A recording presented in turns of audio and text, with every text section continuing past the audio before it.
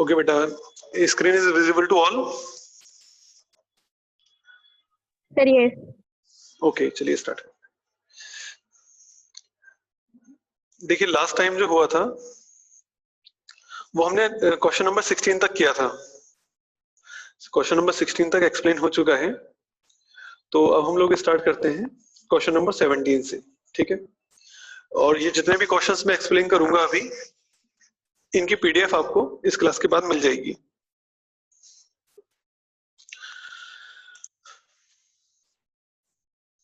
तो बेटा question number 17 है, डिफाइन आईपीआर। आईपीआर क्या होता है ये हमें बताना है। ओके, तो आप ये समझिए कि अगर सपोज करिए कि आपने कोई क्रिएशन की है, आपने कुछ चीज क्रिएट की है, और जो आपकी क्रिएशन है वो आर्टिस्टिक भी हो सकती है और कमर्शियल भी हो सकती है। ठीक है, तो जो भी चीज आपने क्रिएट की, चाहे वो आपकी आर्टिस्टिक है और कमर्शियल है, वो आपकी लीगल प्रॉपर्टी है। ठीक, लेकिन प्रॉब्लम ये होती है कि जो लीगल प्रॉपर्टी है आपकी, इस पर भी चोरी होने का बहुत ज्यादा डाउट रहता है। ठीक, कि कोई कहीं इसको चुरा ना ले। तो ये जो आपकी लीगल प्रॉपर्टी है, जो आपकी माइंड की क्रिएशन है, उसको प्रोटेक्ट करने के लिए कुछ राइट्स बने हैं, और इन राइट्स को हम कहते हैं IPR, intellectual property right. Intellectual का मीनिंग होता है बेटा बौद्धिक, यानी कि एक ऐसी प्रॉपर्टी जो आपकी बुद्धि ने, आपके दिमाग ने, आपके माइंड ने क्रिएट की है, तो उसे कहते हैं इंटेलेक्चुअल प्रॉपर्टी। जो आपकी क्रिएशन है, आपका टैलेंट है, और ये टैलेंट, ये क्रिएशन आपकी लीगल प्रॉपर्टी है। लेकिन अगर कोई इसको चुरा लेता है तो इसके लिए आपको एक राइट दिया गया है, जिसे हम कहते हैं intellectual property right. Okay,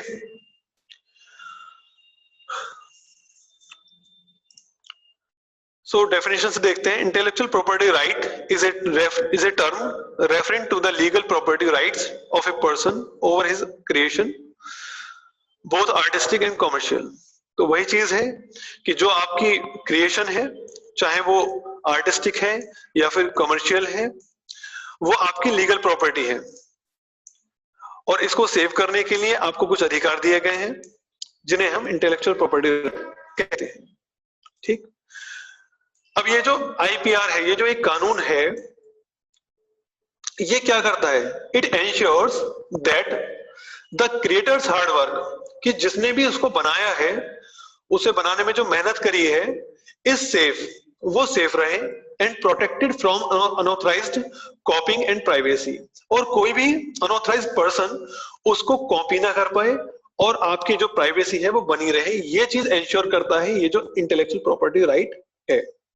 okay, next question. लेकिन बेटा क्वेश्चन नंबर 18 से पहले आपको ये समझना जरूरी है कि ट्रेडमार्क क्या होता है और पेटेंट्स क्या होते हैं। ठीक है, तो पहले ट्रेडमार्क्स, क्वेश्चन नंबर 19 की तरफ चलते हैं कि ट्रेडमार्क क्या होता है। ठीक, तो trademark law protect words, phrase और सिंबल्स। तो ये जो ट्रेडमार्क, जो एक सिंबल होता है, ये क्या करता है कि सपोज करिए आपने अपनी कंपनी के लिए कोई लोगो सेलेक्ट करा है, ठीक है, स्लोगन आपने कुछ लिखा है अपनी कंपनी के लिए, या फिर आपने अपनी कंपनी का कोई ब्रांड नेम रखा है। ठीक है, तो कोई भी इसको कॉपी ना कर पाए, इस चीज के प्रोटेक्शन के लिए आपको एक मतलब कि एक मार्क होता है जिसे हम कहते हैं trademark. Okay, next question, patent. अब ये पेटेंट क्या होता है? Patent covers inventions for a limited period of time. तो सपोज करिए आपने कोई चीज क्रिएट करी है और आपने उसका पेटेंट करा दिया, तो वो चीज जो है कुछ टाइम के लिए आपकी प्रोटेक्ट हो जाएगी, जितने टाइम के लिए आपने पेटेंट लिया है। अब उतने टाइम के लिए कोई भी आपके क्रिएशन को कॉपी नहीं कर सकता। Patented material include products such as industrial process, machines और केमिकल पोजीशन। तो बेटा ये जो मतलब हम मतलब पेटेंट जो हम कराते हैं, तो पेटेंट हम किन चीजों का करा सकते हैं? तो देखिए, पेटेंट हम करा सकते हैं इंडस्ट्रियल प्रोसेसेस का।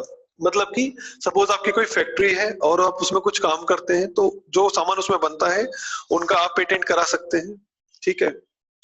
मशीन्स का, अगर आप कुछ मशीन्स बनाते हैं तो उन मशीन्स का आप पेटेंट करा सकते हैं। केमिकल पोजीशंस मींस, अब देखो जैसे इस टाइम पर कोरोना चल रहा है, ठीक है, अगर कोई कंपनी अपना कोरोना की मेडिसिन बना देती है तो उसे हम क्या कहेंगे? वो केमिकल ही है एक तरीके का। तो जो भी उसकी मेडिसिन बनाएंगी, जो भी उसकी वैक्सीन तैयार करेगी, वो उस वैक्सीन का पेटेंट कराएगी, जिससे कि कोई और उसकी उसकी जो क्रिएटिविटी है उसे कॉपी ना कर पाए। ठीक है। तो पेटेंट इतनी चीजों का होता है, चाहे वो इंडस्ट्रियल प्रोसेस हो उसका भी आप पेटेंट करा सकते हैं, मशीन्स का करा सकते हैं, या फिर केमिकल पोजीशंस का भी आप पेटेंट करा सकते हैं for a limited period of time. Okay. अब चलते हैं क्वेश्चन नंबर 18 पर। Discuss some common types of intellectual property rights. तो बेटा आईपीआर क्या होता है ये तो हमने समझ लिया कि भाई आईपीआर एक ऐसी चीज है जो कि आपकी क्रिएशन, चाहे वो जो भी क्रिएशन हो, उसे कोई कॉपी ना कर पाए, उसका वो अधिकार आपको देता है। ठीक है। लेकिन ये जो इंटेलेक्चुअल प्रॉपर्टी राइट है ये कितनी तरह के होते हैं? तो बेटा पहले होते हैं ये इंडस्ट्रियल प्रॉपर्टी। अब इंडस्ट्रियल प्रॉपर्टी मींस कि it includes trademarks, patents for innovations, industrial designs, rights and geographical indications of source. ठीक है। मतलब कि ट्रेडमार्क मैंने आपको बता दिया, पेटेंट मैंने आपको बता दिया क्या होता है। तो ये जो आईपीआर होता है इसका जो फर्स्ट टाइप है वो है इंडस्ट्रियल प्रॉपर्टी राइट एक तरीके से। ठीक है। तो इंडस्ट्रियल प्रॉपर्टी राइट के अंदर आता है ट्रेडमार्क, और अगर आपने किसी चीज का पेटेंट कराया है तो वो भी आपकी इंडस्ट्रियल प्रॉपर्टी के अंदर आएगा। अगर आपने कोई इंडस्ट्रियल डिजाइन तैयार किया है तो उसकी जो प्रोटेक्शन है वो भी आपको इंडस्ट्रियल प्रॉपर्टी के अंदर मिलेगी। अगर आपने geographical indication of source means, अगर आपने किसी, जो आपकी जगह है, अगर आपने किसी जगह पर होटल बनाया है, ठीक है, तो आपका जो होटल जिस जगह पर बना हुआ है, अगर वहां पर भी आपने उस जगह का भी सपोज करिए, जैसे जी मैप, गूगल मैप होता है आपका, अगर आपने उस लोकेशन को गूगल मैप पर ऐड कर दिया है, ठीक है, तो वो भी आपका इंडस्ट्रियल प्रॉपर्टी राइट के अंदर आता है। कोई दूसरा पर्सन गूगल मैप पर आपकी पोजीशन पर अपनी बिल्डिंग नहीं दिखा सकता। ठीक है। तो जियोग्राफिकल जो इंडिकेशंस होते हैं, अगर वो भी मतलब आपने गूगल मैप वगैरह कहीं पर अपना ऐड किया हुआ है तो वो भी इंडस्ट्रियल प्रॉपर्टी राइट्स के अंदर ही आते हैं। ठीक। सेकंड तरह का इंडस्ट्रियल इंटेलेक्चुअल प्रॉपर्टी राइट क्या होता है? वो होता है कॉपीराइट। अब कॉपीराइट क्या है? कॉपीराइट होता है कि आप किसी को कॉपी करने का राइट दे रहे हैं। आपने कोई चीज बनाई, ठीक, तो अगर आपने जो चीज बनाई आपने उसका कॉपीराइट बनवा लिया, ठीक, जैसे आप इसका एक एग्जांपल देता हूं मैं आपको। साउथ इंडिया में मूवीज बनती हैं, ठीक, तो जो साउथ इंडिया में मूवीज बनती हैं उनका ही सेम वर्जन हमारा बॉलीवुड कॉपी करता रहता है। चाहे वो दबंग मूवी हो, वो भी आपकी बॉलीवुड और टॉलीवुड में बनी हुई मूवी है, साउथ इंडिया में बनी हुई मूवी है, और भी कई मूवीज हैं जो साउथ इंडिया में बनी हुई हैं लेकिन उन्हें यहाँ के लोग कॉपी कर लेते हैं। तो ये जो कॉपी कर लेते हैं, अगर ये कॉपी करें बिना उनकी परमिशन के तब तो ये इलीगल है। लेकिन यहाँ बॉलीवुड वाले क्या करते हैं, टॉलीवुड वालों से कॉपीराइट ले लेते हैं। तो कॉपीराइट का मतलब क्या होता है कि वो साउथ इंडिया वाले जो एक्टर्स हैं वो उन्हें कॉपी करने का राइट दे देते हैं, और फिर यहाँ पर जो ये बॉलीवुड वाले हैं उनकी फिल्म्स को बिल्कुल एज इट इज कॉपी कर देते हैं। सेम डायलॉग, सेम क्रिएशन, सब कुछ चीजें सेम रहती हैं लेकिन उसको कॉपी कर देते हैं इस तरीके से। तो ये कैसे पॉसिबल है? कॉपीराइट से। अगर दूसरा पर्सन हमें कॉपी करने का राइट दे रहा है तभी हम उसकी जो क्रिएटिविटी है उसे कॉपी कर सकते हैं। ठीक।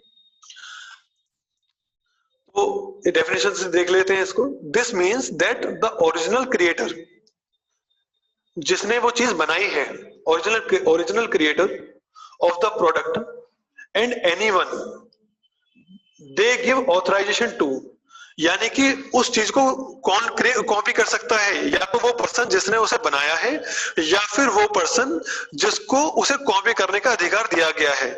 Are the only ones to reproduce the work. सिर्फ यही दो लोग ऐसे होते हैं जो अपने ही काम को दोबारा से कॉपी रिप्रोड्यूस कर सकते हैं। ओके। तो ये होती हैं कुछ इंटेलेक्चुअल प्रॉपर्टी राइट्स के type. Next question, software piracy. ठीक, अब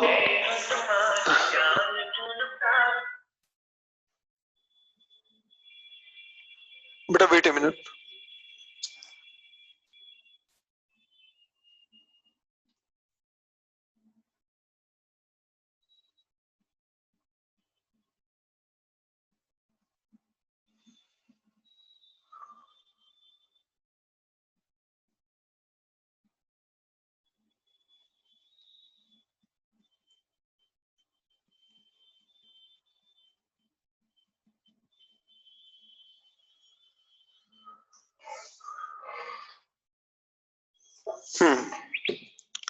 ओके बेटा, सो सॉफ्टवेयर पायरेसी, ठीक है। Software piracy is the illegal approach of copying, distributing, modifying, selling और using the software which is legally protected. तो देखिए, सपोज करिए आपने कोई सॉफ्टवेयर बनाया, ठीक है, लेकिन अगर कोई पर्सन आपके बनाए हुए सॉफ्टवेयर को कॉपी कर लेता है या फिर उसे डिस्ट्रीब्यूट कर देता है, डिस्ट्रीब्यूट का मतलब होता है फ्री में उसको शेयर कर देना, ठीक है। तो अगर आपने कोई सॉफ्टवेयर बनाया है और कोई पर्सन आपके सॉफ्टवेयर को कॉपी कर लेता है या फिर उसे डिस्ट्रीब्यूट कर देता है, मॉडिफाई कर देता है यानी उसमें कुछ चेंजेस कर देता है, सेलिंग यानी कि उसे बेच देता है पैसों में, और यूजिंग दिस सॉफ्टवेयर या फिर उसका इस्तेमाल कर रहा है बिना आपकी परमिशन के, तो इस चीज को हम क्या कहते हैं? इसे हम कहते हैं सॉफ्टवेयर पायरेसी। कि अगर आपकी क्रिएशन है, आपने कोई सॉफ्टवेयर बनाया और कोई दूसरा पर्सन उसे कॉपी करे, डिस्ट्रीब्यूट करे, मॉडिफाई करे, सेल करे या फिर यूज करे विदाउट योर परमिशन, तो उसे हम कहते हैं बेटा सॉफ्टवेयर पायरेसी। ठीक, अब सॉफ्टवेयर पायरेसी के कितने टाइप्स होते हैं, कितने तरीके से सॉफ्टवेयर को मतलब कि कॉपी वगैरह, डिस्ट्रीब्यूट वगैरह करा जाता है। तो ये देखिए, इसका फर्स्ट पॉइंट है soft lifting, means purchasing a single licensed copy of software and loading it onto several computers. Suppose करिए आपने अपने कंप्यूटर के लिए विंडोज परचेज किया, जो कि सिंगल सिस्टम के लिए परचेज आपने करा, लेकिन आपने इसमें कुछ चेंजेस करके, इसमें कुछ कोडिंग चेंज करके आपने इसको मल्टी सिस्टम के लिए बना दिया, तो ये क्या कहलाएगा? ये एक सॉफ्ट, इसे हम कहते हैं सॉफ्ट लिफ्टिंग, जो कि एक तरह की सॉफ्टवेयर पायरेसी होती है। Next point, online uploading and downloading means making unauthorized copies of copyrighted software available to the end user of the internet. इसका मीनिंग समझिए कि सपोज करिए मैंने सॉफ्टवेयर परचेज किया अपने सिस्टम के लिए, लेकिन आपने किसी तरीके से मेरा सिस्टम हैक करके या कुछ भी करके आपने मेरे ही सॉफ्टवेयर की एक कॉपी तैयार कर ली, ठीक है, जो कि मेरा जो सॉफ्टवेयर था वो मतलब प्रोटेक्टेड था, लेकिन आपने क्या करा, कुछ चालाकी करके मेरे सॉफ्टवेयर के कुछ कॉपीज जनरेट कर ली अनऑथराइज्ड तरीके से। तो इस तरह के हम मतलब सॉफ्टवेयर पायरेसी को कहते हैं। ये ऑनलाइन अपलोडिंग और डाउनलोडिंग कैटेगरी में आता है और ये भी एक तरह की सॉफ्टवेयर पायरेसी होती है। तो विदाउट माई नॉलेज आप मेरे ही सॉफ्टवेयर को कॉपी कर रहे हैं, तो इसे हम online uploading and downloading category में लाते हैं। Next point, software counterfeiting. बेटा काउंटरफिटिंग का मीनिंग होता है जालसाजी, ठीक है, मतलब धोखाधड़ी एक तरीके से। मींस इलीगली डुप्लीकेटिंग और selling copyrighted software in a form design to make it appear legitimate. Okay, अब सॉफ्टवेयर काउंटरफिटिंग का मीनिंग क्या होता है कि आपने कॉपीराइटेड सॉफ्टवेयर को, मतलब जो प्रोटेक्टेड है, उस सॉफ्टवेयर को किसी भी तरीके से उसकी डुप्लीकेट कॉपी बनाई और उसे सेल कर दिया मार्केट में, ये बताकर कि ये जो हमारा सॉफ्टवेयर है ये पूरी तरीके से वैध है, मतलब प्रॉपर वर्क करेगा और ऑथराइज्ड है, ठीक है। इस तरीके से अगर आप काम करते हैं तो इस तरह के क्राइम को हम बोलते हैं सॉफ्ट काउंटरफिटिंग, एक तरह की सॉफ्टवेयर पायरेसी होती है। नेक्स्ट, OEM अनबंडलिंग, जिसकी फुल फॉर्म होती है original equipment manufacturer unbundling, means selling stand alone software that was intended to be bundled with a specific accompanying hardware such edge device driver. अब इसका मतलब समझिए कि सपोज करिए आपने एक माउस खरीदा डेल कंपनी का, ठीक है, जो कि वायरलेस है। तो वायरलेस माउस या कीबोर्ड के साथ में आपको एक डिवाइस दी जाती है। तो आपको क्या करना होता है कि पहले आप उस डिवाइस को अपने लैपटॉप या कंप्यूटर में फिट करेंगे। तो जैसे ही कंप्यूटर या लैपटॉप में आप उसे फिट करेंगे तो उसके अंदर जो सॉफ्टवेयर होता है, वो जो ड्राइवर होते हैं, वो ऑटोमेटिकली इंस्टॉल होने शुरू हो जाते हैं, ठीक है। और जब वो इंस्टॉल हो जाते हैं तो आपका माउस और कीबोर्ड वहां पर वर्क करना स्टार्ट कर देता है। तो ये जो डिवाइस ड्राइवर बना था, ये किसके लिए बना था? ये बना था डेल के कीबोर्ड और माउस के लिए। लेकिन आपने क्या करा कि इस किसी भी तरीके से इस डिवाइस ड्राइवर को चुराया और चुराकर इसको सेल कर दिया, ठीक। तो ये जो क्राइम आता है, ये आता है OEM अनबंडलिंग के अंदर, जो कि एक तरह की सॉफ्टवेयर पायरेसी है। कि मतलब कोई एक ऐसा सॉफ्टवेयर जो पर्टिकुलर किसी हार्डवेयर के लिए तैयार करा गया है, लेकिन आप उसी सॉफ्टवेयर को चोरी करके मार्केट में पब्लिश कर देते हैं फ्री में या फिर पैसों में, लेकिन without the knowledge of the real author, real owner of that software.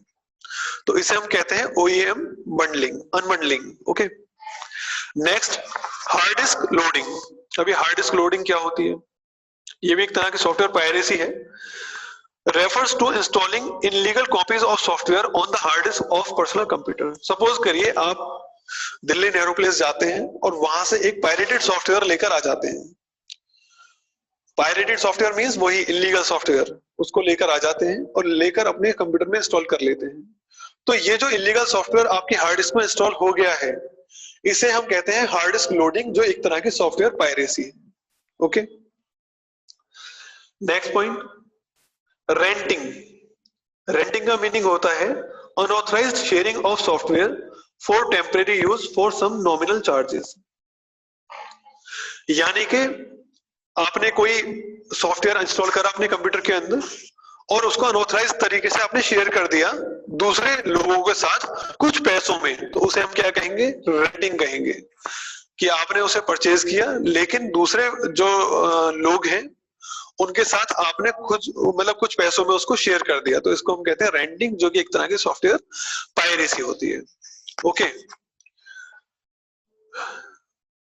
चलिए अब नेक्स्ट क्वेश्चन है आपका, क्वेश्चन नंबर 23, डिफाइन प्लेगरिज्म। तो बेटा प्लेगरिज्म क्या होता है? प्लेगरिज्म होता है साहित्यिक चोरी। अभी तक आपने सॉफ्टवेयर की चोरी समझी, अब है साहित्यिक चोरी। साहित्यिक का मतलब होता है कि सपोज करिए आप राइटर हैं या फिर आप कोई कवि हैं, आपने कोई बुक लिखी या फिर कोई आपने शायरी लिखी, लेकिन कोई दूसरा पर्सन आपकी शायरी को या फिर आपकी जो बुक है, जो आपने नोट्स बनाए थे अपने, उन्हें किसी तरीके से चोरी कर लेता है और ऐसे दिखाता है मार्केट में जैसे ये मैंने लिखा है, तो उसे कहते हैं हम प्लेगरिज्म, यानी कि साहित्यिक चोरी। लिखा आपने, माइंड आपका, क्रिएशन आपकी, लेकिन मार्केट में या फिर यूट्यूब पर या फिर कहीं पर भी खुद को ऐसे दिखाता है जैसे ये मेरी क्रिएशन है, तो उसे हम कहते हैं बेटा प्लेगरिज्म, ओके। अब ये कितने तरह का होता है, इसके कितने टाइप्स हैं? पहला होता है डायरेक्ट प्लेगरिज्म। अभी डायरेक्ट प्लेगरिज्म क्या होता है कि जब कोई पर्सन आपकी जो थॉट है, जो आपकी लैंग्वेज है, उसे वर्ड टू वर्ड बिना आपकी जानकारी के कॉपी कर लेता है, तो उसे कहते हैं हम डायरेक्ट प्लेगरिज्म। मतलब सीधे बिल्कुल जो आपने लिखा है, फुल स्टॉप वगैरह हर चीज एकदम डिट्टो कॉपी कर लेता है और अपने नाम से उसको शो कर देता है, तो उसे हम कहते हैं डायरेक्ट प्लेगरिज्म। दूसरा होता है बेटा सेल्फ प्लेगरिज्म। सेल्फ प्लेगरिज्म क्या होता है कि जिसकी भी वो थॉट है या फिर जिसकी भी वो लैंग्वेज है, वो जानबूझकर या अनजाने में खुद ही अपनी चीजों को कॉपी कर ले, तो उसे हम कहेंगे सेल्फ प्लेगरिज्म। चाहे जाने में चाहे अनजाने में, अगर वो खुद ही अपनी चीजों को दोबारा से कॉपी कर रहा है, तो उसे हम कहते हैं सेल्फ प्लेगरिज्म। नेक्स्ट पॉइंट बेटा, point number 3, mosaic plagiarism. This type of plagiarism happens when the same sentence of structure is used, sorry, when the same sentence of structure is used with synonyms for the appropriate words of the sentence. अब suppose करिए मैंने कोई book लिखी और book में मैंने जो paragraph लिखा और उस पैराग्राफ में मैंने जो वर्ड्स का यूज करा, आपने क्या किया कि आपने भी अपनी एक बुक लिखी और मेरे ही पैराग्राफ को सेम टू सेम कॉपी करने की बजाय आपने उन वर्ड्स के सिनोनिम्स को यूज करा। जैसे मैंने लिखा अपनी बुक में बिग, तो आपने बिग की जगह क्या यूज कर लिया, लार्ज। मैंने अपनी बुक में यूज करा बाय, तो आपने क्या यूज कर लिया, परचेज। तो मीनिंग वही है लेकिन आपने वर्ड्स को चेंज कर दिया, सिनोनिम्स वर्ड को यूज कर लिया, तो उसे हम कहते हैं mosaic plagiarism. Okay, fourth point, accidental plagiarism. Accidental plagiarism का मतलब ये होता है बेटा कि अनजाने में, भूलवश अगर कोई आपकी थॉट को या आपकी लैंग्वेज को कॉपी कर लेता है तो उसे हम कहते हैं एक्सीडेंटल प्लेगरिज्म। ठीक है, अब सपोज करिए आपने कोई यूट्यूब चैनल बनाया और आपको उसके स्टार्टिंग में रूल्स नहीं पता कि भाई चैनल तो हमने बना दिया लेकिन हमें इसके रूल्स नहीं पता है, और आपने अनजाने में किसी सॉन्ग को वहां पर ऐड कर दिया, तो आपकी जो आपका वीडियो है उस पर कॉपीराइट इशू आ जाएगा, क्योंकि आपने बिना उस क्रिएटर की परमिशन के आपने उसके सॉन्ग को कॉपी कर लिया। तो इस तरह के जो ये चीजें होती है हम कहते हैं एक्सीडेंटल प्लेगरिज्म। अनजाने में, भूलवश आप कुछ ऐसा कर बैठे। ओके, सो बस इस आज की क्लास में 24 तक ही हम रखते हैं इसको, नेक्स्ट क्लास में इससे आगे हम एक्सप्लेन करेंगे। ओके।